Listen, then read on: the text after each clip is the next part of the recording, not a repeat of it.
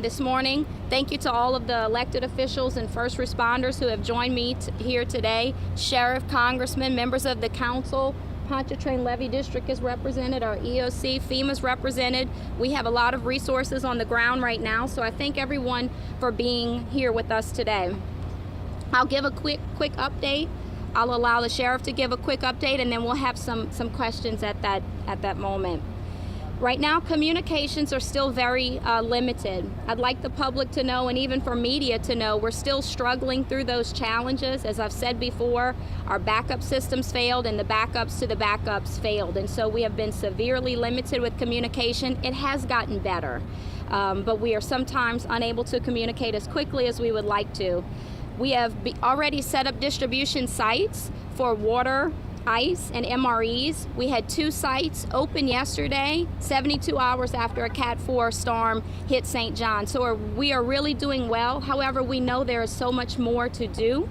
Those sites are open, one on the East Bank at Regala Gymnasium, and the other one is at the Wallace Fire Station. Yesterday, we had 1,000 setups of water, ice, and MREs distributed, and on the West Bank, there were 300. Also, FEMA assistance is available right now. Please register at disasterassistance.gov or call 1-800-621-3362. FEMA is also going to be mobilizing teams to go into the neighborhoods, because we know just as we are challenged from a communication perspective, so are our residents who don't have electricity. Another question, water. Some of our residents have seen water be restored and then they lost it. And when I say restored, I mean a slow trickle. As we begin to build pressure in our water systems, we are finding leaks that we knew would be there with a storm like this. And so you may get a trickle, it goes down. Our last report was that we did have better water pressure on the West Bank. There were a little bit water pressure in Reserve and Garyville. Some areas don't have it. In LaPlace, once they restored a little bit of that system, the leaks were found. We have 2 additional motors at some of our bigger facilities to help us get that back online. But I want to be very honest and frank about this. Electricity, every substation, every transmission unit, every piece of critical infrastructure as it relates to electricity has been damaged in St. John. And so it will be a lengthy amount of time before we can get that restored. Our water systems, the same thing. We are slowly getting them restored, but as water comes through and leaks are identified, we may continue to lose water in and out. We have our fire department and National Guard here and other first responders going into neighborhoods to distribute water, and we will continue to ramp up those resources because we know right now the need is greater than our availability. As far as roads, all of our interstate systems are open. Highway 51 on and off ramps remain closed. We still have a curfew in place from 7 p.m. and 8 a.m. We are receiving a lot of calls from residents that want to know, can they just come in to check on their homes at any point? Absolutely. We're not closed, and especially we're not closed to our residents. Please come and do those assessments. The curfew is in place, one, because there are still many low power lines throughout the parish. So if you're traveling at night especially, and there's a low power line, we don't want anyone to get injured just traveling at night. It's very dark. And secondly, and the sheriff will get into that, we want to make sure that we protect people's homes as much as possible from any individuals with bad intentions. Contractor fraud, we know, is going to be at an all-time high. We're already seeing some of the scams come up. People are receiving messages saying, you know, this is FEMA, we're going to process a gift card or anything like that. We just need your social security number. That's a scam. FEMA will not ask you through a text message for your social security number. If you get any type of email or text that looks suspicious, it probably is. Same thing with contractors. Please make sure that the contractor you are dealing with is licensed. Take pictures of license plates, licenses, anything that you can, so that you don't get scammed. Unfortunately, in an emergency, people take advantage of individuals in an emergency. So we want to make sure that our residents are on high alert. And I'll let Sheriff talk a little bit about that, and then we'll come back and open it for questions. Thank you. Good morning, everyone. Start off with a little bit of bad news. We had a person last night who we found him deceased this morning. We don't have the immediate cause of death, but as of this time, it appears to be because of a generator.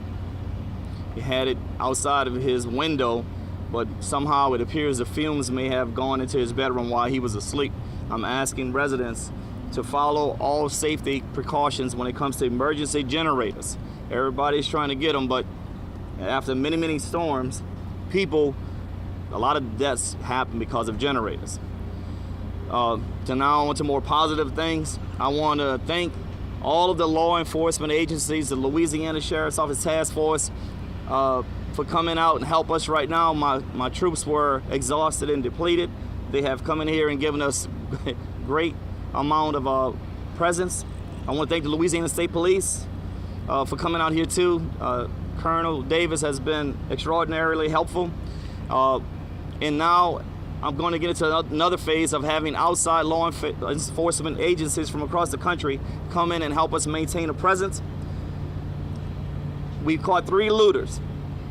They're in our jail right now. I heard they had looters caught in another parish. The bond was set, I'm hearing, at $1 million. In St. John Parish, the bond was at $25,000. My magistrate, my judges, $25,000 for some criminals who are trying to take advantage of citizens at their lowest points. Their bonds need to be higher. I wish I could set those bonds. They'll be in there till Christmas. Keeping them in jail and send a message. You're taking advantage of people at a time when they're suffering. That we got to send a message. So I'm going to maintain and increase efforts of visibility, deterrency, whatever I have to do to keep my people, citizens who have evacuated. We're going to do our very best to protect your home and your assets. Looting is anticipated and expected. I know it's not accepted, but it's just something that we have to deal with. So, residents, you see something suspicious, call 911. Y'all been doing a good job out there. Watch each other's back. We had one person last night that thought he was a looter. It was a homeowner at night with a flashlight. We don't mind that, but we're going to come out and check it. So, we're going to continue with the presence. We're going to continue working hard. St. John residents, again, if you're evacuated, come in, get your things like the president said, and try to go back where you were, where you got comfort. If you're going to come out here, you're going to rough it.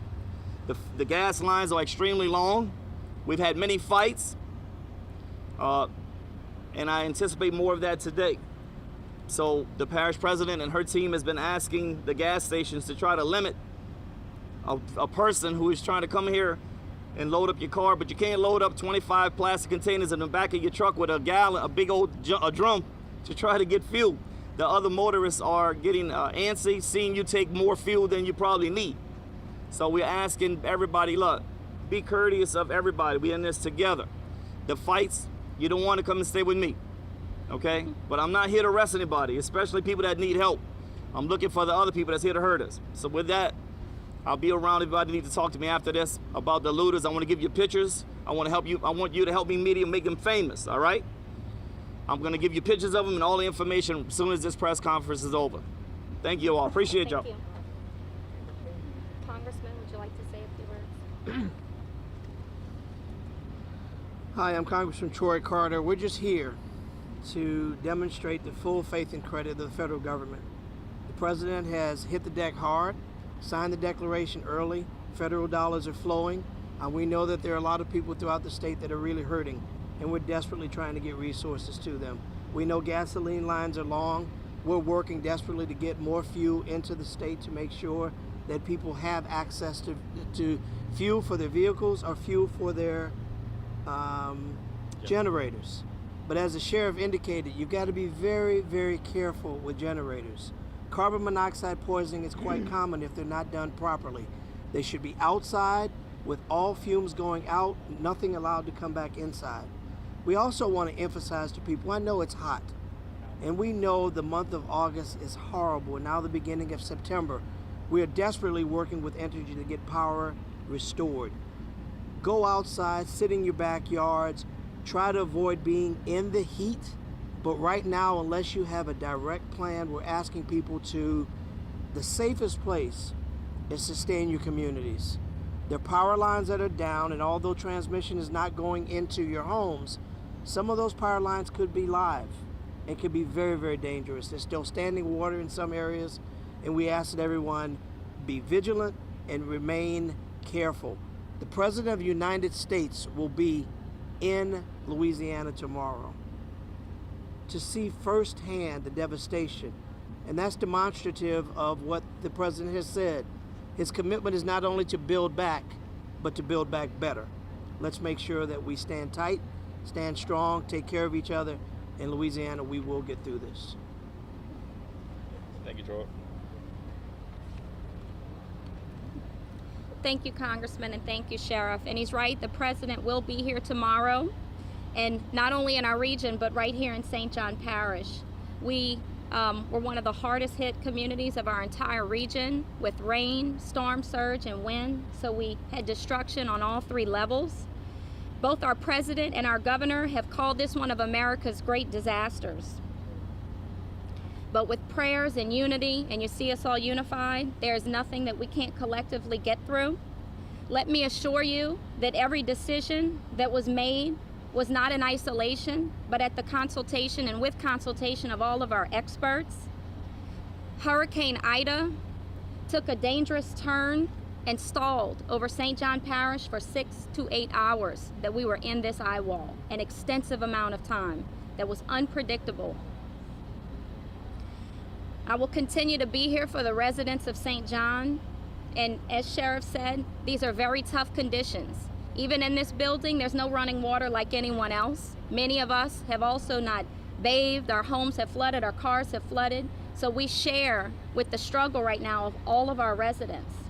And I want to make that assurance known that the team that you see here, we are committed to this community, have been and always will be.